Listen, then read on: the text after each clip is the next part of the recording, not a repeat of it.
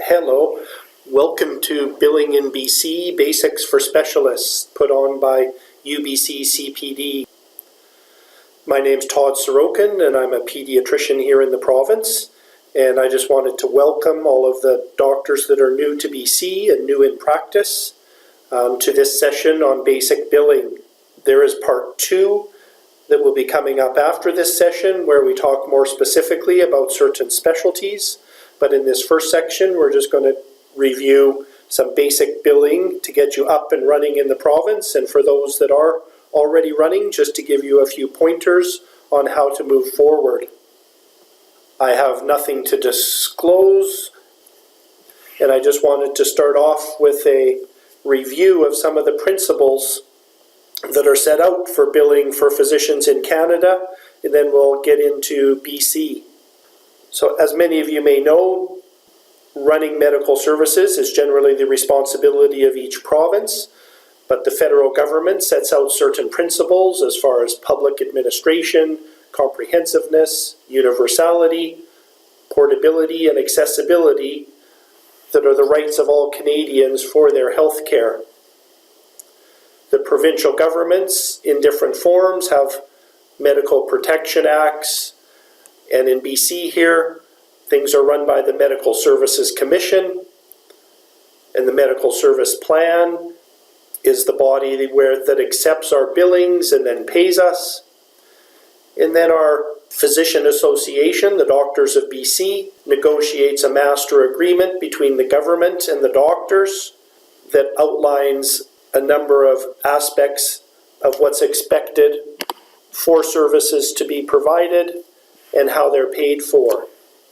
In British Columbia, we have different pots of money that are used to pay physicians. The majority of physicians, over 80%, are paid in the general fee-for-service model. And you may hear people talk about something called the available amount, and this is the money that the province puts aside to pay doctors for the different fees that we provide. There are other blended models of funding physicians through the alternate funding program. Physicians can be paid on service contracts, by salary, or by sessional payments.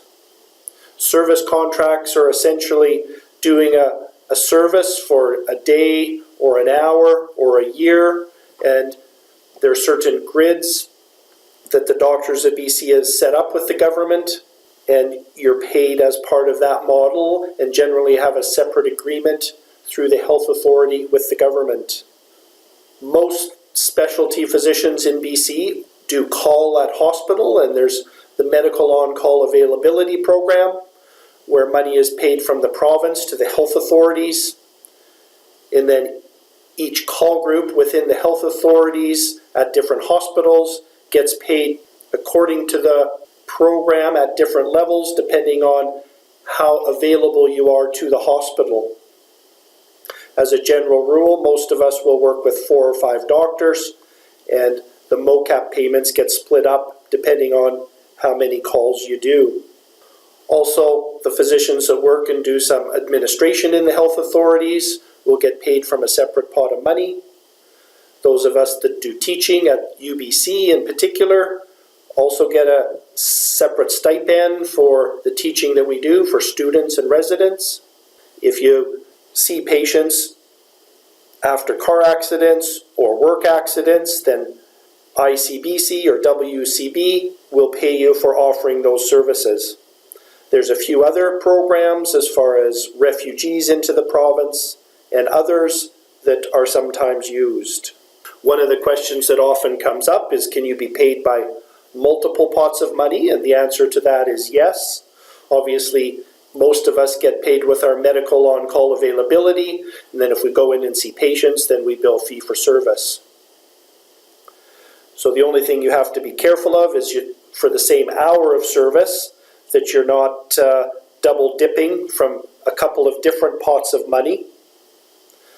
But there are many times when you may do some fee-for-service work in the morning and then go to a health clinic for the afternoon and get paid under a service contract or sessional payment. So there's a number of ways to blend that.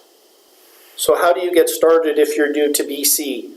The first thing is to apply for a billing number, and if you go on to the MSP website, it talks to you about how to do that. And when you do get your billing number, you'll get two numbers. One is the practitioner number, and one is a payment number. So any work we do as a medical practitioner, we use our practitioner number, but depending on where you work, you may assign some of those payments to a clinic or to a hospital who will then collect money and pay you thereafter.